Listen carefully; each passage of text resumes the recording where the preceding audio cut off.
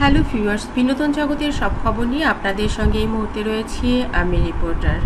বন্ধুরা, সুপারস্টার শাকিব খান এই মুহূর্তে তার একমাত্র সন্তান আবরাম খান জয় ও ঢালিউড কুইন অপু বিশ্বাসকে নিয়ে আমেরিকায় পাড়ি জমালেন।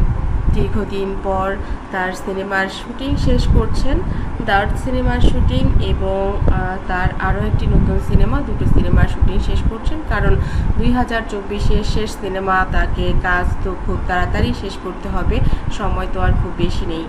এরই মধ্যে তিনি চেয়েছেন তার স্ত্রী এবং সন্তান দুজনই তার সঙ্গে থাকুক, কারণ বাংলাদেশে থাকলে সেভাবে ঘোরাঘুরি করা হয় না, ক্যামেরার সামনে ধরা পড়ে যায়। আর তাই এবার জয় এবং অপুকে নিয়েই তিনি আমেরিকায় ফিরে গেলেন।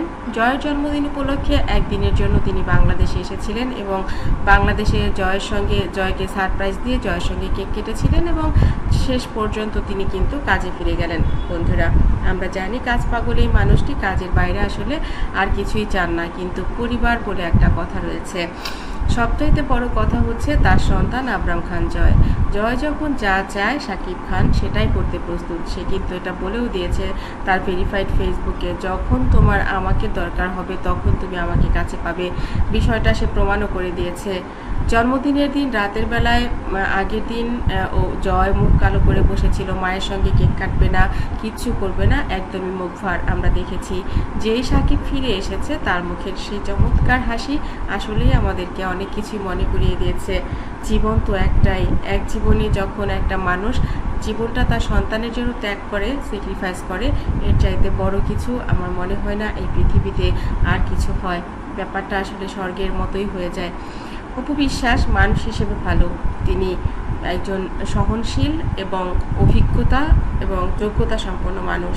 আমার মনে হয় বাংলাদেশে এরকম মানুষ আরও অনেক বেশি দরকার। এরকম মানুষ থাকলে কোনো একটা সংসারই ভেঙে যেত না। বন্ধুরা, অপু তার নিজের সংসারটা যেভাবে ঠিক করেছে, এভাবে প্রত্যেকটা নারীরই উচিত তার সংসারগুলোকে এভাবেই ঠিক করে নেওয়া। কারণ প্রতিটি মানুষের জীবনেই ঝড় আসবে এবং সেই ঝড়কে সামাল দেবার মতো মন মানসিকতাও থাকতে হবে। জীবন তো একটাই, এক জীবনে ইচ্ছে করলেই মানুষ হয়তো নানা রকমভাবে কাটাতে পারে, কিন্তু সেই কাটিয়ে দেওয়া আর যাপন করা দুটোর মধ্যে অনেক বেশি পার্থক্য। সুপারস্টার শাকিব খান ভালোবাসেন তার পরিবারকে, ভালোবাসেন সন্তান জয়কে। চিত্রনায়িকা অপু বিশ্বাসকে কতটা ভালোবেসে বুকে টেনে নেন সেটাও আমরা জানি, কিন্তু সেই ভালোবাসা সবসময় ধরে রাখা কি যায়? যায় না।